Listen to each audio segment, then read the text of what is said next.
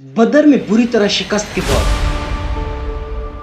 मक्का के कुफार ने 3000 की फौज इकट्ठी की और मुसलमानों पर हमला करने के लिए रवाना हुए।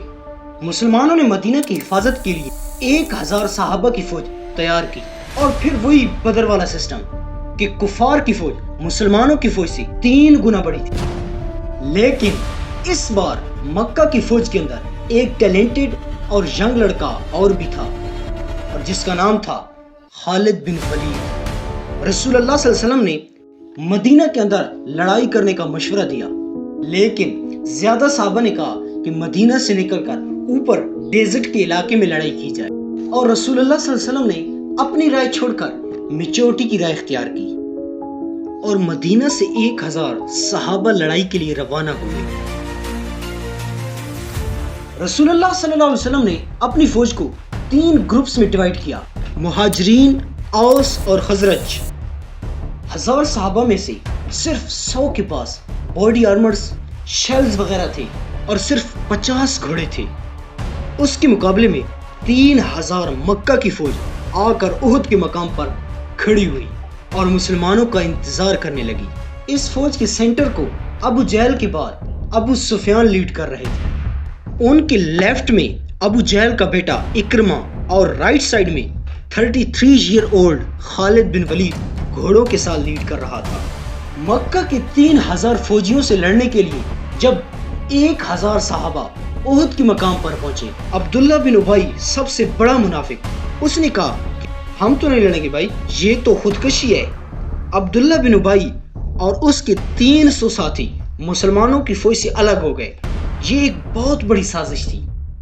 अब मुसलमान सिर्फ 700 रह गए और उनके सामने 3000 की फौज खड़ी थी। रसूलुल्लाह सल्लल्लाहु अलैहि वसल्लम ने 50 तीर अंदाजों को इस पहाड़ के ऊपर भेजा ताकि मक्का वाले पहाड़ के पीछे से हमला न कर सके और उन 50 सहाबा को क्लियर ऑर्डर दिए गए कि अगर तुम देखो कि मुसलमान जंग से जीत चुके हैं, पहाड़ से नहीं उतरना, और अगर तुम देखो कि मुसलमान हार गए हैं और परिंदे उनके जिस्मों का गोश्त खा रहे हैं, तो तब भी तुमने अपनी जगह से नहीं हिलना।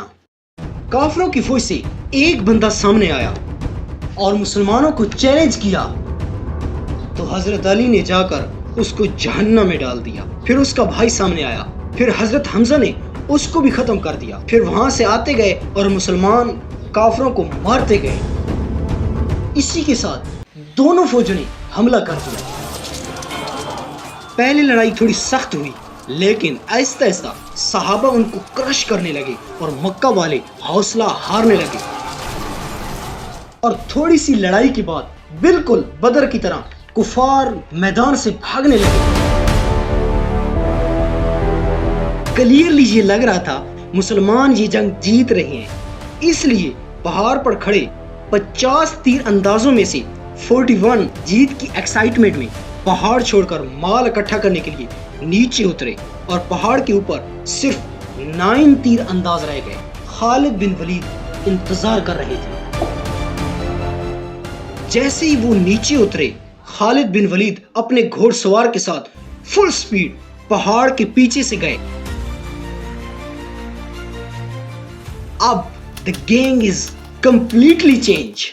मुसलमान जीती हुई जंग के बजाय 2 फौजों के दरमियान फंस गए और आहिस्ता आहिस्ता बहुत सारे सहाबा शहीद होने लगे और मुसलमानों के जनरल हजरत हमजा रदियल्लाहु ताला अन्हु को एक हबशी गुलाम ने शहीद कर दिया। दोनों फौजों के लड़ने के दरमियान एक अफवाह फैल गई कि नाउजुबिल्लाह मोहम्मद सल्लल्लाहु अलैहि वसल्लम को शहीद कर दिया गया है। और ये अफवाह इसलिए फैलाई गई कि जब खालिद बिन वलीद पहाड़ के पीछे से हमला कर रहे थे तो उनके एक ग्रुप ने कैंप पर हमला कर दिया और उस वक्त रसूलुल्लाह सल्लल्लाहु अलैहि वसल्लम की हिफाजत के लिए सिर्फ 9 लोग मौजूद थे और लड़ाई यहां तक पहुंच गई कि रसूलुल्लाह सल्लल्लाहु अलैहि वसल्लम का दांत मुबारक शहीद हो गया। लेकिन हजरत तला और बाकी साहबा ने उनको बचाए रखा। इतने में मुसलमानों की फौज वहां से किसी तरह निकलकर पीछे हटी और रसूलुल्लाह सल्लल्लाहु अलैहि वसल्लम को हिफाजत के साथ पहाड़ पर ले गए और पहाड़ के ऊपर दोबारा फॉर्मेशन बनाई और लड़ाई के लिए बिल्कुल रेडी हुए। मक्का वालों के घोड़े पहाड़ पर नहीं चढ़ सकते थे और बगैर घोड़ों के उनकी स्पीड बहुत स्लो थी और मुसलमानों पर बहुत ज्यादा तीर बरसा रहे थे। तो अबू सुफियान ने फैसला किया कि बस इतना काफी है, अब हम यहाँ से वापस मक्का चले जाएंगे। जाने से पहले अबू सुफियान ने हजरत उमर रज़ी अल्लाह तआला अन्हु से पूछा कि हमने मोहम्मद को कत्ल कर दिया है?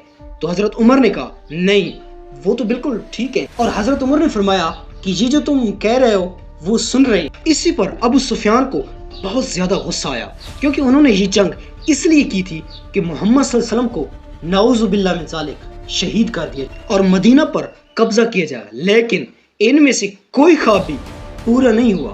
तारीख में बहुत सारे हिस्ट्रियन मुसलमानों की इस जंग को शिकस्त कहते हैं और कुछ हिस्ट्रियन कहते हैं कि यस, इस जंग में मुसलमानों का बहुत ज्यादा नुकसान हुआ। लेकिन सबसे बड़ी बात यह है कि कुरैश का कोई भी ऑब्जेक्ट पूरा नहीं हुआ।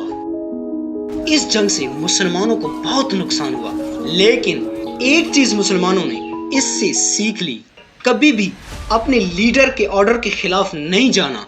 और फिर आने वाले सालों में बड़े सुपर पावर के साथ इनकी लड़ाई हुई, कभी भी मुसलमानों ने अपने लीडर की खिलाफ वर्जी नहीं की। मक्का की फौज वापस चली गई, लेकिन इस बार अबू सुफियान ने पूरे अरब से 10,000 की फौज जमा करके मुसलमानों पर हमले की तैयारी शुरू की।